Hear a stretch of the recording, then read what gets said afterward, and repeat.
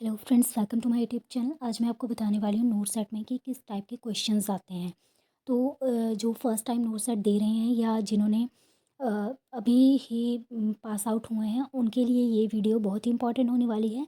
तो आपको सारी प्रोसेस पता चल जाएगी, क्योंकि नोट सेट जो आपका एग्ज़ाम रहता है, इसमें पहले आपका एक ही जो है एग्ज़ाम होता था। जैसे आपका जब एग्ज़ाम होगा तो उसी के अकॉर्डिंग ही आपके मार्क्स बनते थे, लेकिन अब 2 आपके टेस्ट लिए जाते हैं, प्री और मेन।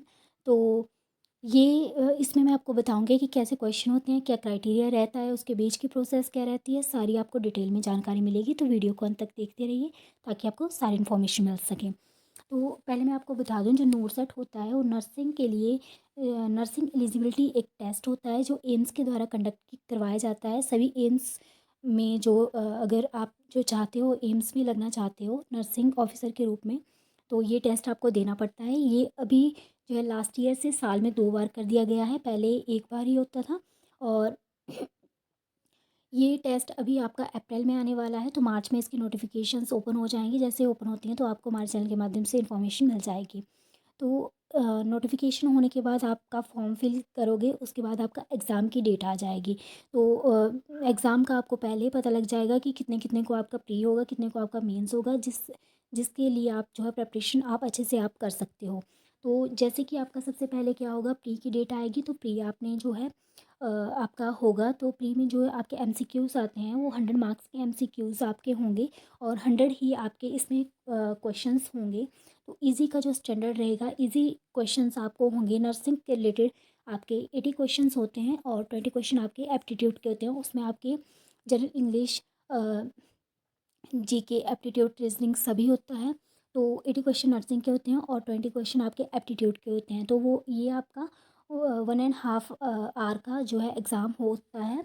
इसके बाद जो पहले एग्ज़ाम होता था वो आपका 3 आवर्स का होता था, लेकिन ये हाफ में डिवाइड है। तो 1.5 आवर्स का जो है आपका प्री होगा और 1.5 आवर्स का ही आपका मेंस इसमें होगा। तो नेक्स्ट, जैसे रिज़ल्ट आपका कब आता है, तो जैसे ही आप प्री दोगे तो उसके 10 to 12 days, hardly 10 to 12 days लगते हैं। इसके बीच में ही आपका जो है रिज़ल्ट आ जाता है।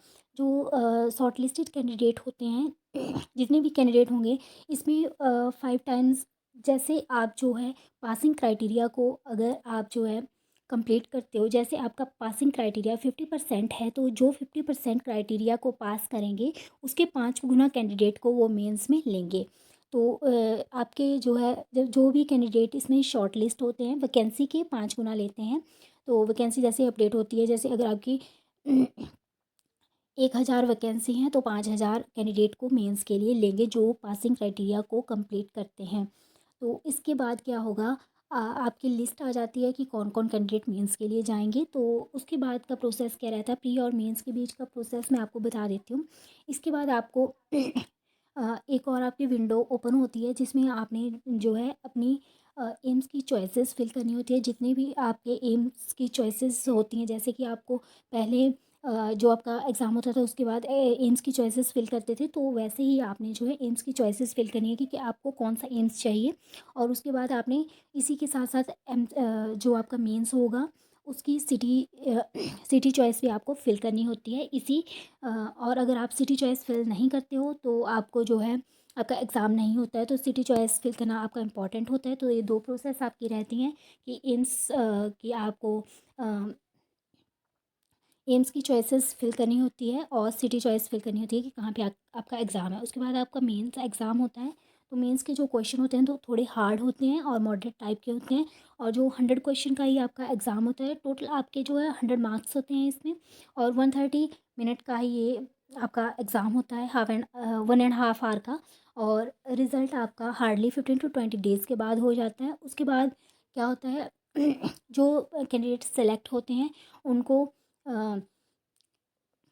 उनको जो है अपने डॉक्यूमेंट अपलोड करने के लिए बोला जाता है। एम्स की जो ऑफिशियल साइट, वहाँ पे आपको लिंक दिया जाएगा। वहाँ पे आपने जो है अपने जो सेलेक्ट होगा वो फर्दर जो इंटरव्यू नहीं, आपको जो भी फर्दर नेक्स्ट प्रोसेस है डॉक्यूमेंट वेरिफिकेशन की, सॉरी, डॉक्यूमेंट वेरिफिकेशन की जो प्रोसेस है उसके लिए आपको बुलाया जाएगा। अलग अलग एम्स का अलग अलग होता है। जैसे ही आपको अलॉट होंगे एम्स, उसकी डेट भी आ जाए, उसका भी आ जाता है कि आपको कौन सा एम्स अलॉट हुआ है। तो उसके अकॉर्डिंग ही आपको वहाँ पे फिल करने को बताया जाता है कि अपना आपने जो है अपने ये डॉक्यूमेंट अपलोड करने हैं और कौन सी डेट को आपने जो है डॉक्यूमेंट वेरिफिकेशन के लिए जाना है। तो ये आपका क्राइटेरिया रहता है। अगर आपको इसमें कोई क्वेरी होती है और किसी भी डॉक्यूमेंट के बारे में आप पता करना चाहते हो तो आप कमेंट में पूछ सकते हो। इस वीडियो में इतना ही। वीडियो की इन्फॉर्मेशन अच्छी लगे तो लाइक शेयर एंड सब्सक्राइब कीजिए। Thanks for watching.